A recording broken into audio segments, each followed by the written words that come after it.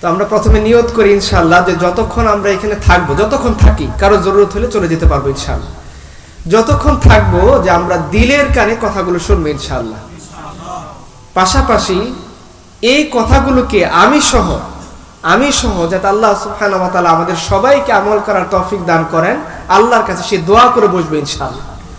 দেখেন, আল্লাহ তাআলা চাইলে পারতেন যে আমাদেরকে দুনিয়াতে কাফির মুশরিকদের মতো শুধু খাটাবেন, শুধু পরিশ্রম করাবেন, আর সমস্ত আমলের বদলা, সমস্ত কাজের বদলা কাফেরদের মতো দুনিয়াতেই দিয়ে আখিরাতে আমাদের জন্য কোনো অংশ রাখবেন না। তিনি চাইলে পারতেন না? দেখেন, কাফের মুশরিকদের সাথে আমাদের পার্থক্য কি? শুধু একটা কালিমা, কি একটা কালিমার পার্থক্য। তারাও আমল করে, আমরাও আমল করি, তারাও কাজ করে, আমরাও কাজ করি। আমাদের ধর্মে রোজা আছে, তাদের ধর্মে রোজা আছে না? তারা সেটাকে কি বলে? উপবাস। 3, 4, 5 দিন ধরে কলা খেয়ে, চিরা খেয়ে ভাত খায় না, গোস্ত খায় না, মাছ খায় না। আপনারা যারা জানেন, হিন্দু ধর্মে বিয়ের আগে তারা এরকম উপবাস থাকে, ঘুরতে ঘুরতে মাথা চক্কর দিয়ে পড়ে যায়, এরকম তারা অনেক কঠোর তাদের খোদার প্রতি ইবাদত করে। আপনারা বৌদ্ধ ধর্মের কথা জানেন, বৌদ্ধ ধর্মে কেউ যদি বুজুর্গ হতে চায়, আমাদের ধর্মে যেমন বুজুর্গ আল্লাহওয়ালা আছে, বৌদ্ধ ধর্মেও আছে, ওদেরকে বলে নির্বাণ লাভ করা। আমাদের ধর্মে যেমন মুত্তাকি হওয়া, ওদের ধর্মে মুত্তাকিকে বলে নির্বাণ লাভ করা, যে সবচেয়ে সর্বোচ্চ স্তরের মুত্তাকি। বৌদ্ধ ধর্মে কেউ যদি মুত্তাকি হইতে চায়, তাহলে তাকে কোনো প্রকার আয় ইনকাম করার কোনো সুযোগ নাই। মুত্তাকি হতে গেলে তাকে সমস্ত ইনকাম থেকে হাত গুটিয়ে বসে থাকতে হবে। 2 নাম্বার, তার একটা মাত্র পোশাক থাকবে এক কালারের, গেরুয়া রঙের। আপনারা দেখছেন হলুদের পরে গেরুয়া রঙ, একটা পোশাক থাকবে, সেলাই থাকবে না। 3 নাম্বার, তার শরীরে কোনো চুল দাড়ি থাকতে পারবে না। ইভেন চোখের যে ভ্রুগুলো আপনারা দেখেন, এগুলো রেজার দিয়ে তুললে হবে না। কেউ যদি তাদের ধর্ম অনুসারে বড় বুজুর্গ হতে চায়, তাহলে তাকে টেনে টেনে এগুলো একেবারে মূল থেকে উপরে ফেলতে হবে। হিন্দু ধর্মের মধ্যে দেখেন, হিন্দু ধর্মের মধ্যে একদল বুজুর্গ আছে ওদের ধর্ম অনুসারে। আমি বোঝানোর জন্য বুজুর্গ শব্দটা বললাম, যাতে আপনারা সবাই ব্যাপারটা বুঝতে পারেন। মানে ওদের ধর্ম অনুসারে ভালো মানুষ। অঘরি একটা সম্প্রদায় আছে, অঘরি। আপনারা দেখবেন যে প্রায় কাপড় নাই, পোশাক নাই, কিছু নাই, গলার মধ্যে অনেকগুলো মালা, উপরেও খালি নিচেও খালি, মাথার মধ্যে মাটি মেখে আছে, শরীরের মধ্যে মাটি মেখে আছে। অনেক সময় দেখা যায় 20 বছর ধরে ধ্যান করতে করতে শরীরের ভিতরে ওই পোকা বাসা বাঁধছে, এরকম অনেক সাধু আছে। এইটা হলো তাদের ধর্মে সাধু সুফি বুজুর্গ হওয়ার, ওদের ভগবান, ওদের খোদার প্রিয় হওয়ার শর্ত। খ্রিস্টান ধর্মে আপনারা জানেন, খ্রিস্ট ধর্ম এখন বিয়ে করে, কিন্তু ওদের মূল বাইবেলের যে বৈরাগ্যবাদী ধর্ম, ক্যাথলিকদের যে রোমান ক্যাথলিকদের ধর্ম, অর্থোডক্সদের ছাড়া ক্যাথলিকদের যে অরিজিনাল ধর্ম ছিল, সেখানে বিয়ের কোনো কনসেপ্ট ছিল না। পাদ্রী হইতে গেলে তাকে কোনো প্রকার বিয়ে, পরিবার, ব্যবসা বাণিজ্য কিছু করা যাবে না।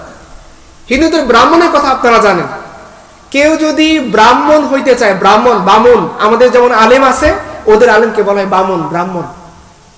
ব্রাহ্মণ হইতে গেলে ব্রাহ্মণ ব্যক্তি জীবনে কোনো ইনকাম করতে পারবে না। সে ভিক্ষা করে খাইতে পারবে, কিন্তু আয় ইনকাম করে নিজের রোজগার করে বাড়ি ঘর বানাইতে পারবে না। তার জন্য ইনকাম করা তাদের ধর্ম অনুসারে হারাম। তাহলে দেখেন, সংক্ষিপ্ত এই কথার মধ্যে যদি আপনারা বোঝেন, অন্যান্য ধর্মে যদি কেউ তাদের ধর্ম অনুসারে ভালো হইতে চায়, তাকে কষ্ট করতে হয় কি হয় না? চুল টেনে তুলে ফেলতে হইতেছে। পোশাক, আপনার এখানে যারা আছেন, কমপক্ষে 4-5টা পোশাক নাই এরকম মানুষ খুব কম। সবারই 4-5টা অন্তত ঘরে পোশাক আছে, লুঙ্গি গামছা থেকে শুরু করে 5টা 10টা পোশাক সবার ঘরে আছে। কিন্তু বৌদ্ধ ধর্মে ভালো হইতে চাইলে তাকে 5টা 10টা পোশাক রাখা যাবে না। ইভেন তাদের নিয়ম হলো সকাল 9টা থেকে 12টার ভিতরে আপনাকে আহার সরবরাহ করতে হবে, এরপরে সারাদিন আপনি আর খাবার তালাশ করতে পারবেন না। এত কঠোর নিয়মের ভিতর দিয়ে তাদেরকে যাইতে হয়। এখন আপনারা আমাকে বলেন, যে বৌদ্ধ তার খোদাকে খুশি করতে গিয়ে চুল টেনে তুলে ফেলছে, মাথা ন্যাড়া করে ফেলছে, একটা পোশাক গায়ে দিয়ে জীবন পার করে দিল, সকাল 9টা থেকে নিয়ে 12টার মধ্যে রুটি রোজগার বন্ধ, ভিক্ষা করে জীবন ধারণ করলো, যে অঘরি সম্প্রদায় তার ভগবানকে খুশি করার জন্য পোশাক আশাক পরিচ্ছদ ছেড়ে দিয়ে বনে জঙ্গলে বাজারে গিয়ে সেই ভগবানের উপাসনা করতে করতে নিজের জীবন যৌবন বয়স্কাল বুড়াকাল শেষ করে দিল, যে বামুন তার ব্রাহ্মণত্ব, তার ভালত্ব, তার বুজুর্গি ধরে রাখার জন্য আয় ইনকামের রাস্তা ছুঁড়ে ফেলে দিয়ে সারাদিন মন্ত্র জপ জপ করলো, ও যদি মারা যায় কাল কিয়ামতের ময়দানে সে আল্লাহর কাছে কোনো বদলা পাবে না। তাহলে পরিশ্রম তো ও করতেছে দুনিয়াতে, না খেয়ে সে উপবাস থাকতেছে। আমরা তো সুবে সাদিক থেকে সূর্যাস্ত পর্যন্ত আমাদের রোজা, ওদের রোজা 3-4 দিন ব্যাপী চলে। যে যত বড় বুজুর্গ সে তত দিন ব্যাপী রোজা রাখে, রোজার কোনো লিমিটেশন থাকে না। এত কষ্ট করে তারা রোজার উপবাস থাকে তারা তাদের ভগবানের জন্য, তারা আল্লাহর কাছ থেকে কোনো বদলা। কিন্তু অপরদিকে একটু উল্টা করে চিন্তা করেন, রাসূলুল্লাহ সাল্লাল্লাহু আলাইহি সাল্লাম বলছেন, যদি কোনো ব্যক্তি বলে লা ইলাহা ইল্লাল্লাহ একবার না একবার সে অবশ্যই জান্নাতে যাবে। তাহলে বলেন, পরিশ্রম, কষ্ট, মুজাহাদা, কুরবানি, দুনিয়া ছেড়ে দেওয়া, পোশাক ছেড়ে দেওয়া, পরিবার গঠন না করা, সমাজের সাথে সংস্পর্শ না রাখা, আইন কামের রাস্তা বন্ধ করে দেওয়া, রুটি কলা শুকনো খাবার খেয়ে ডে বাই ডে দিনের পর দিন রোজা রাখা, এত কষ্ট করার পরেও কাল কিয়ামতের ময়দানে তারা আল্লাহর কাছে কোনো বদলা পাচ্ছে না। আর আপনি আমি গুনাহগার, এখানে হয়তো আরো অনেকেই থাকবেন যে আল্লাহর সাথে মাঝে মাঝে ওয়াদা ঠিক রাখতে পারি না, নামাজ পড়তে পারি না, রোজার মধ্যে সমস্যা, সুদ খায়, ঘুষ খায়, পর্দায় সমস্যা, তারপরেও আমরা দিলের ভিতরে তামান্না রাখি যত বড় গুনাহগার হই, যত বড় অপরাধী হই, যত বড়ই ভুল করি, আমি যদি আল্লাহর কাছে ফিরে যাই আল্লাহ আমাকে ডাক দিয়ে বলবে, শোনো, ইল্লা মান তাবা ওয়া আমানা ওয়া আমিলা আমালান সালিহা ফাউলাইকা ইউবাদদিলুল্লাহু সাইয়্যাতিহিম হাসানাত। আল্লাহ বলবে, শোনো বান্দা, তুমি যত বড় গুনাহগার হও, যত বড় পাপী হও, জীবনের যে পর্যায়ে হোক, তুমি যদি আমাকে বুঝতে পারো, আমার ওয়াদা, আমার বরত্ব, আমার দিনকে তুমি বুঝতে পারো, অনুধাবন করতে পারো, তোমার ভুল হয়েছে এটা যদি তুমি রিয়েলাইজ করতে পারো, আর তুমি যদি আমার দিকে কামব্যাক করো, ফিরে আসো, তাহলে আমি ওয়াদা করলাম তুমি 3টা কাজ করবা। 1 নাম্বার, ঈমান আনবা, আমলে সালেহ করবা, তওবা করবা, আমি আল্লাহ তোমার সমস্ত গুনাহকে নেকি দ্বারা পরিবর্তন করে দিব। বলেন, এই ওয়াদা মুমিনের জন্য না কাফেরের জন্য? শুধু মুমিনের জন্য।